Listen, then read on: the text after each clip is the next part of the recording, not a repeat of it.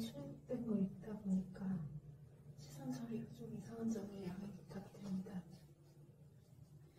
저는 보험금을 노리고 살해를 당할 뻔한 적이 있고 지금도 신변의 위협을 느끼고 있습니다.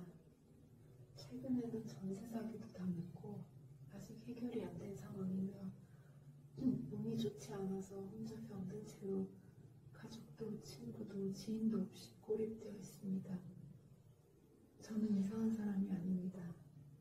소위 말하는 스카이라고 부르는 대학교 서울 캠퍼스 공대에 다니기도 했었고 몇 년 전까지 공무원으로 재직하다가 지병과 여러 사정 때문에 일을 그만두게 되었습니다. 신변의 위협을 느끼는 문제로 경찰에 신고를 했으나 아무런 조치를 취해주지 않아 그 상황을 알려야 될 것 같아서 비디오를 제작하게 되었습니다.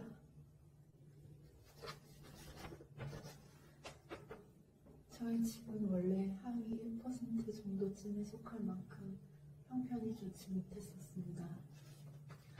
부모님은 양쪽 모두 알코올 중독이셨고 어머니는 10년 전에 가난으로 돌아가셨습니다. 아버지는 산속의 콘크리트에 혼자 살고 계신 걸로 알고 있습니다. 부모님이 양쪽 다 알코올 중독에 불안정한 환경이었지만 공부만을 무척 잘해서 명문대 공대에 진학할 수 있었습니다. 당시에는 약자 전형 같은 것들이 없었지만 공부는 저에게 그다지 어렵지는 않았습니다. 그렇지만 가정 환경이 불안정했던 탓인지 불면증과 우울증이 심해져서 대학을 끝까지 다니지 못하고 자퇴를 할 수밖에 없었습니다. 자퇴한 뒤로는 고향에서 어머니와 둘이 살았습니다. 외동딸이나 형제도 없고 집이 가난하다 보니 친척들 간의 교류도 없었습니다. 어머니께서는 작은 재가복지센터를 운영하셨는데 어머니와 둘이 같이 센터에서 일했습니다. 그러다가 어머니께서 돌아가시고 난 뒤에야 숨겨진 빚이 많으셨다는 사실을 알게 되었습니다. 이때부터 친구도 가족도 지인도 없이 외톨이가 되었습니다. 그때가 2014년이었고 저는 세상 물정을 잘 몰랐습니다. 인터넷에 조언을 구했더니 일자리를 제공해주겠다는 사람들이 있었습니다. 그때부터 캐리어를 끌고 장기 달방을 전전하게 되었습니다. 원룸을 구할 보증금이 없었기 때문입니다. 이때 취업 사이트를 통해 정식으로 이력서를 넣고 구직하는 것보다 훨씬 더 끔찍한 경험들을 하게 되었습니다. 자퇴를 하기는 했지만 좋은 학교를 다녔었고 30대 초반이라는 너무 늦지만은 않은 나이였음에도 재가복지센터에서 일한 것 외에는 경력이 없는 저를 회사에서 받아줄 거라는 생각을 그때는 하지 못했었습니다.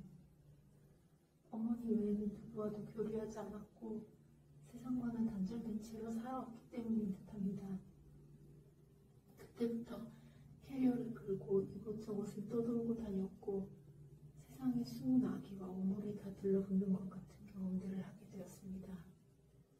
마지막 남은 하나까지 쥐어짜려던 지옥 같은 사람들 뿐이었습니다.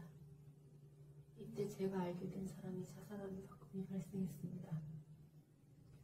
그때 일은 다른 동영상에서 더 자세히 말씀드리고자 합니다. 가족이나 친구가 없다는 것, 세상이 완전히 혼자라는 것 때문에 계속해서 무너졌던 것 같습니다. 그래도 이때는 완전히 모든 것을 놓기는 전이어서 장기 달방에서 공부해서 공무원 시험에 합격하게 됐습니다. 그러나 직장에서 마저 지독하게 괴롭힘을 당하게 되었습니다. 이건 역시 다른 동영상에서 자세히 말씀드리겠습니다. 그 와중에 전세 사기까지 당하게 되었습니다.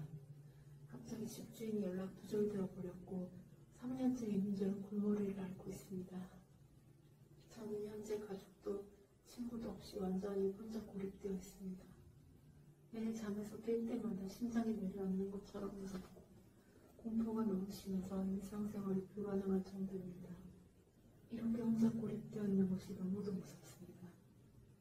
깨어있는 시간 내내 매 순간이 생지옥처럼 고통스럽습니다. 불면증이 너무 심해서 낮밤에 불규칙하고 마약 성분에 가까운 독한 약을 먹어야 간신히 잠들 수 있는데 그마저도 내성이 생겨 잠도 거의 잘 수가 없습니다. 불안장애와 우울증이 너무 심해서 청결을 유지할 힘조차 없고 생활은 엉망이 되었습니다. 이런 지가 한참 되었습니다. 어떻게 해서 이런 불행도 일어나게 된 것인지, 직장에서는 어떻게 괴롭힘을 당했고 그 과정에서는 무슨 일들이 있었던 것인지 등 구체적인 이야기들을 다른 동영상에서 하나하나 천천히 말씀드리고 싶습니다.